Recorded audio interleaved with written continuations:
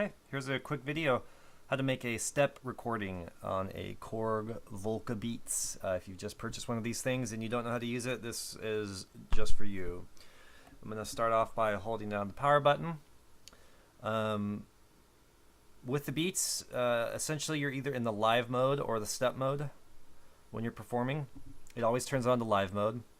If you're wondering, I have most of these knobs going straight up, and my stutter knobs are all the way down. And to show you live mode real quick,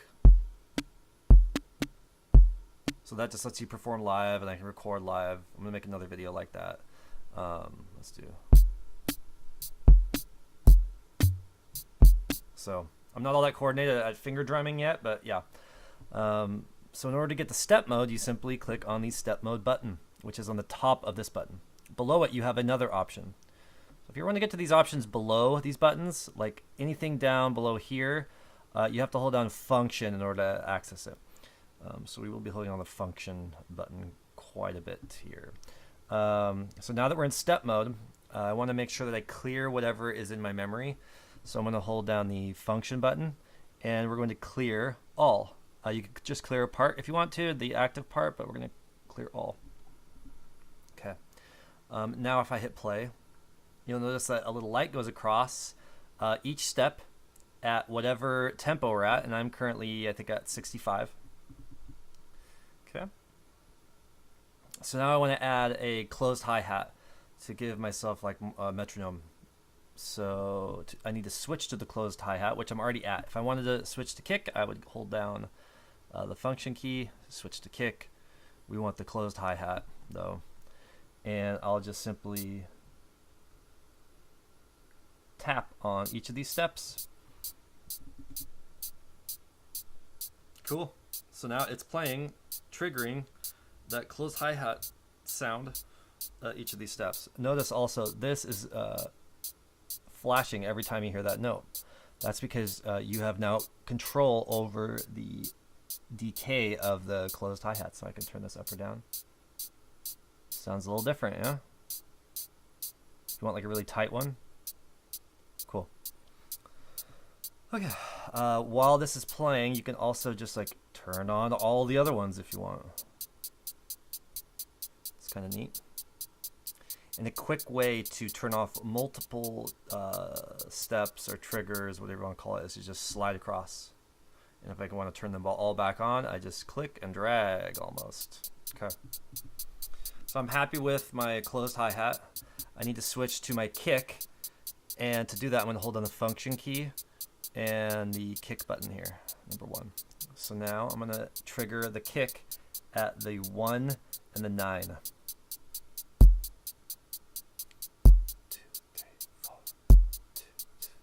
Okay, cool. Let's move on. Function snare. Okay.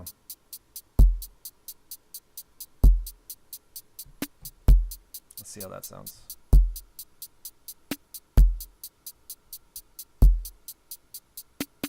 Cool.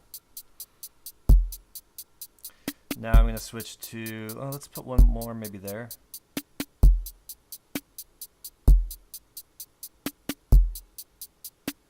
There we go. Now I'm going to switch to function and open hi-hat, and I'm going to put a little open hi-hat, I think on the 9th. No. I'll know when it sounds right. There we go.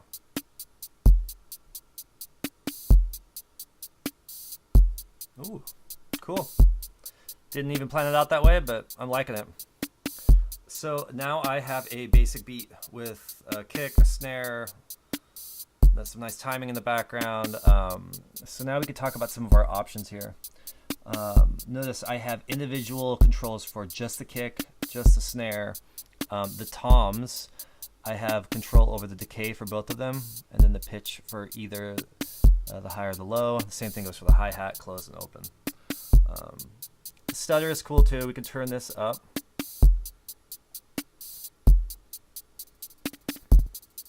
And I'll let you experiment with these. I really don't know a lot about this. Not really what the video's for. But just know that you have this global stutter. I'm going to turn off global stutter, and because it's under this button, I know I need to hold on the function key. There we go. So now what's happening is because my open hi-hat is the active instrument and global stutter is off, it's only stuttering the hi-hat.